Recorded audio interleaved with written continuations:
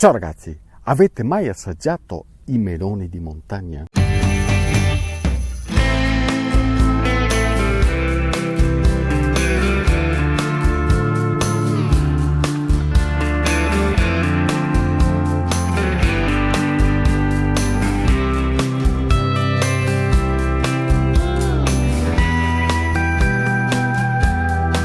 Lui è Sebastiano, ha 21 anni e tutto quello che gli state vedendo fare e che gli vedrete fare in questo video se l'è creato praticamente da solo, qui sulle colline di Altissimo, in territorio vicentino, Valle del Chiampo.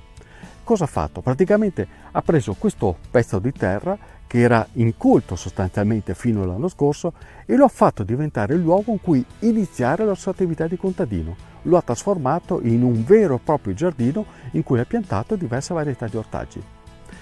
Ma non è soltanto questo aspetto professionale ad avermi tirato qui. Lui questo mestiere lo porta avanti perché segue una passione ereditata fin da bambino, ma ci arriveremo tra poco. Mi hanno attirato qui alcune curiosità che lo riguardano, alcune scommesse, come per esempio quella della produzione dei meloni di montagna. Eh sì, sebbene che siamo a 600 metri, vengono lo stesso, basta piantarli leggermente dopo rispetto un po' alle classiche, quelli che si fanno in pianura, ma vengono lo stesso e logicamente non si avranno a giugno i meloni, ma da inizio metà agosto in poi. E che varietà è? Questa è un melone liscio e varietà si chiama Jolly. Secondo me è migliore rispetto al retato perché è più resistente e dopo come gusto è più dolce, un po' più sodo, però ne vale la pena. Ma questo grazie anche all'altitudine o è solo per la varietà? Questo maggiormente per la varietà, però l'altitudine in cui siamo lo fa sì che questo melone sia più croccante rispetto ai classici della pianura, perché logicamente le temperature sono un po' più basse e dopo anche il fatto che c'è più escursione termica e anche d'estate fa sì che resta più croccante e più sodo. Se i meloni possono rappresentare un po' una scommessa o una curiosità, un altro prodotto che Sebastiano coltiva invece rappresenta un vero e proprio simbolo per questa terra, perché dovete sapere che il suo podere si trova a poche centinaia di metri dal confine con Bolca, che è sì la capitale mondiale dei fossili, ma è anche la terra in cui si produce un'eccellente patata, un prodotto che da queste parti ha una incredibile storicità e un'altissima qualità. Ed è per questo che alla patata Sebastiano ha dedicato un'attenzione particolare. Ora io produco 3 varietà.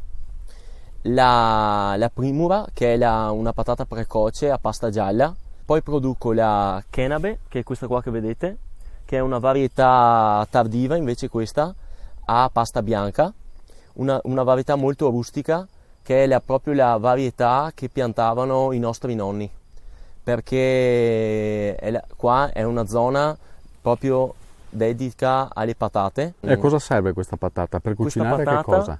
È una patata farinosa e si utilizza molto per il purè, per le minestre, a differenza invece della quella rossa, che è l'altra varietà che produco, che è si chiama Desiree, quella invece è una varietà con la buccia rossa, però la pasta dentro è una pasta gialla ed è una patata molto soda che viene utilizzata molto per i gnocchi, che così restano belli sodi e c'è bisogno di utilizzare poca farina. E anche qui l'altitudine, le patate di montagna hanno qualcosa in più? Certo, molto di più, perché qua in montagna nessun campo è in pianura e quindi anche quando piove l'acqua poi drena via e non c'è ristagno, oltre che per la pendenza, anche proprio per il tipo di terreno, che è un terreno che drena, e quindi questo fa in modo che la patata sia povera di acqua e abbia quindi molto più gusto. Poi qua in montagna noi le patate non le irrighiamo mai, a differenza della pianura. E ora veniamo a lui, a Sebastiano, alla persona Sebastiano, giovanissimo contadino con la terra nelle mani e nel cuore e con una concezione chiara e ben precisa dell'agricoltura per una passione coltivata fin da bambino, poi perfezionata con gli studi e infine applicata sul campo. Perché Sebastiano, nel fare il suo mestiere, ha deciso di tener conto di tante variabili che toccano non soltanto gli aspetti tecnici, prettamente tecnici, produttivi per fare questo mestiere, ma anche quelli che riguardano la capacità di rispettare la madre terra, sostenendo allo scopo anche degli sforzi estremamente importanti. Ma alla fine è proprio questo che le contraddistingue. Per me la terra è qualcosa di vivo. Te, se te ne prendi cura, poi lei ti restituisce 1.000.000 di volte in più di quello che te hai dato. Perché tante volte magari anche vedi una pianta che non parte bene, ti scoraggi, ma dopo piove o fa un po' di sole e questa rinasce, ti dà una soddisfazione enorme.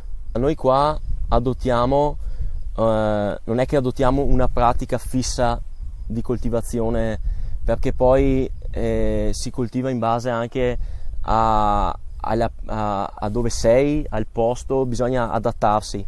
Comunque la pratica si chiama agricoltura rigenerativa e conservativa del suolo.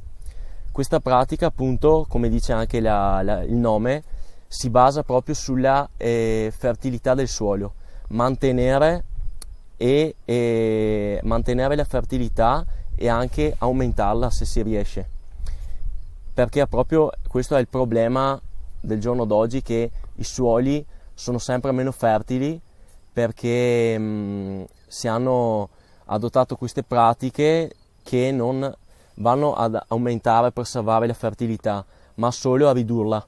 Questa tecnica, mantenendo la fertilità del suolo, riesce a far sì che le piante siano sane e in equilibrio con l'ecosistema che li circonda, e in questo modo si ammalano molto meno e riescono loro a difendersi dai patogeni senza avere il bisogno di intervenire con prodotti fitosanitari di origine chimica e senza il bisogno anche di intervenire con cimi e fertilizzanti chimici. Quindi tu sei biologico, di fatto.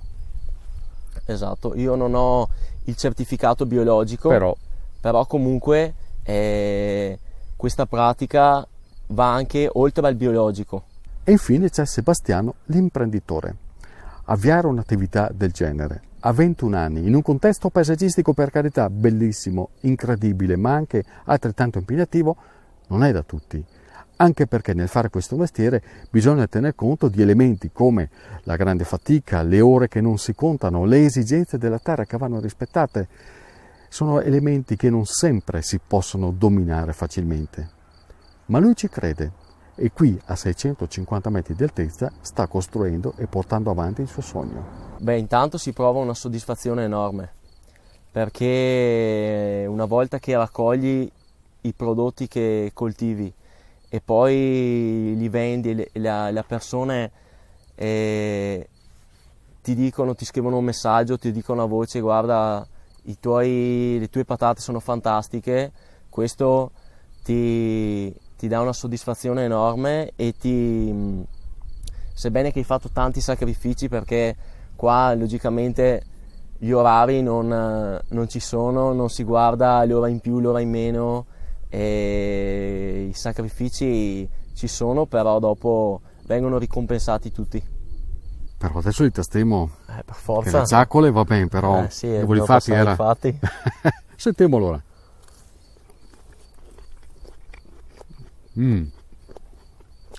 È dolcissimo. Sento la montagna, il melone e anche la tua fatica. Grazie. Non è facile, ragazzi. Una storia bellissima, tutto bucolico, ma lavorare a 600 rotti metri di altezza in campagna non è per tutti. Quindi complimenti, Sebastiano, veramente bravissimo. La cassetta dei meloni in macchina, per favore, grazie. Subito. Ciao ragazzi, buon ciò.